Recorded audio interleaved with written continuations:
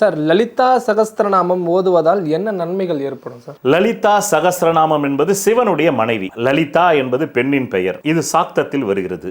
சைவம் என்பது சிவனை அடிப்படையாக கொண்டது. அது சூரியனுடைய கட்டுப்பாட்டில் இயங்குகிறது. வைணவம் என்பது புதனை மகாவிஷ்ணு. அந்த மகாவிஷ்ணு அவர் அந்த பெருமாளை கொண்டது. அது புதனுடைய கிரகத்தினால் அது ஆளப்படுகிறது. சாக்தம் என்பதுதான் நீங்கள் கேட்ட அந்த கேள்வி. சோ அந்த சாக்தத்தில் வருவதுதான் எல்லா விதமான பெண் தெய்வங்கள். அதில் லலிதா பரமேஸ்வரி என்பது சிவனுடைய பத்தினி. பாருங்க, என்ன அற்புதமா பூந்து விளையாடி இருக்காங்க சித்தர்கள்.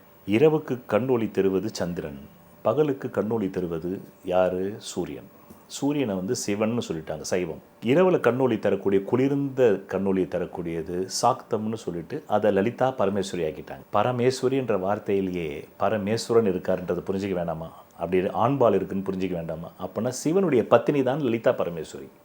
அந்த லலிதா சகஸ்ரநாமம்னா, சகஸ்ரம்னா 1000, சகஸ்ரலிங்கம்னா 1000 லிங்கம்னு அர்த்தம். நாமம்னாக்கா 1000 விதமான அந்த அம்மாவை புகழ்ந்து பாடும் ஒரு ஸ்தோத்திரமாலா என்று பொருள். அதுதான் லலிதா சகஸ்ரநாமம். இந்த யூனிவர்ஸ் இருக்குல்ல, நாட் ஓன்லி இந்த கேலக்ஸி, டோட்டல் பிரபஞ்சம்னா யூனிவர்ஸ். எத்தனை சூரிய குடும்பம் இருக்கோ அத்தனையுமே ஒரு பெண் வடிவாக கொண்டு வந்து அந்த பெண்ணை வர்ணிப்பது, அந்த பெண்ணை புகழ்வது, அந்த பெண்ணை துதிப்பது, அந்த பெண்ணினுடைய அருமை பெருமைகளை. அந்த பெண்ணுன்றது ஒரு ஓமானம். எப்போதுமே மனிதனை மனித ரூபத்தில் தான் புரிந்து கொள்வான். மிருக ரூபத்தில் புரிந்து கொள்வது கடினம், அறிவு வளர்ந்தப்புறம். மேலும் அது ஒரு சாக்தத்தில் வரக்கூடியது. அது ஒரு பெண் தெய்வம். பிரபஞ்சமே உண்மையிலே பெண். அதான் பகவான் ஓஷோ சொல்வார். கோழியிலிருந்து முட்டை வந்ததா, முட்டையிலிருந்து கோழி வந்ததான்னு கேட்டால் நிச்சயமாக கோழியிலிருந்து தான் கோழியிலிருந்து தான் முட்டை வந்திருக்க வேண்டும். அந்த முதல் கோழி எப்படி வந்தது?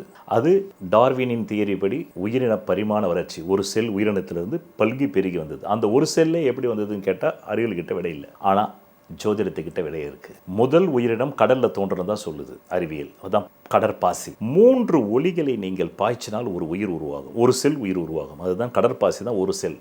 சூரியன் என்ற உயிர் சக்தி. அந்த சூரியன் என்ற உயிர் சக்திக்கு கவரேஜ், பாடி கவரேஜ் கொடுக்கறது தான் சந்திரன் என்ற பெண் சக்தி. ஒரு சொட்டு விந்து தானே இங்கே சூரியன் கொடுக்குறான்.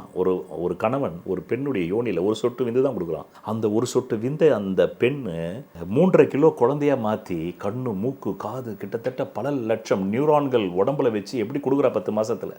அப்படி கொடுக்குற அந்த பெண்ணை போற்றி துதிப்பதே லலிதா என்கின்ற பெண் தன்மையை. இங்கே லலிதா பரமேஸ்வரன் என்ற உருவ கடவுள் மறைஞ்சிரும். அங்க பெண் தன்மை வந்துவிடும். அதனால் பெண் ஆதியாக தெரிகிறாள். ஒரு ஆணும் பெண்ணின் கருப்பையில் இருந்தான் வந்திருக்க முடியும், ஒரு பெண்ணும் பெண்ணின் கருப்பையில் இருந்தான் வந்திருக்க முடியும். ஆனால் ஆணுக்கு முன்பே நிச்சயம் பெண் தோன்றியிருக்க வேண்டும். அந்த பெண்ணிடமிருந்தே மனித குலமே வந்திருக்க வேண்டும். அதனால தான் இப்போ கூட எச்சிலை வச்சு கண்டுபிடிச்சாங்க. நம்முடைய ஒரு மூதாட்டி கிழவி நம்ம எல்லாருக்குமே ஒரு தாய் ஆப்பிரிக்காவில் இருக்கலாம். அப்படிப்பட்ட இந்த பிரபஞ்சமே ஒரு பெண் தன்மையாக இருக்கிறது. அதனால தான் பெண்ணிடமிருந்து தான் கருப்பை. ஆணுக்கு கருப்பை இல்லை. உலகத்தில் எந்த உயிரினத்துக்கிட்டையுமே ஆண் உயிரினத்துக்கிட்ட கருப்பை இல்லை, பெண் உயிரினம் தான்.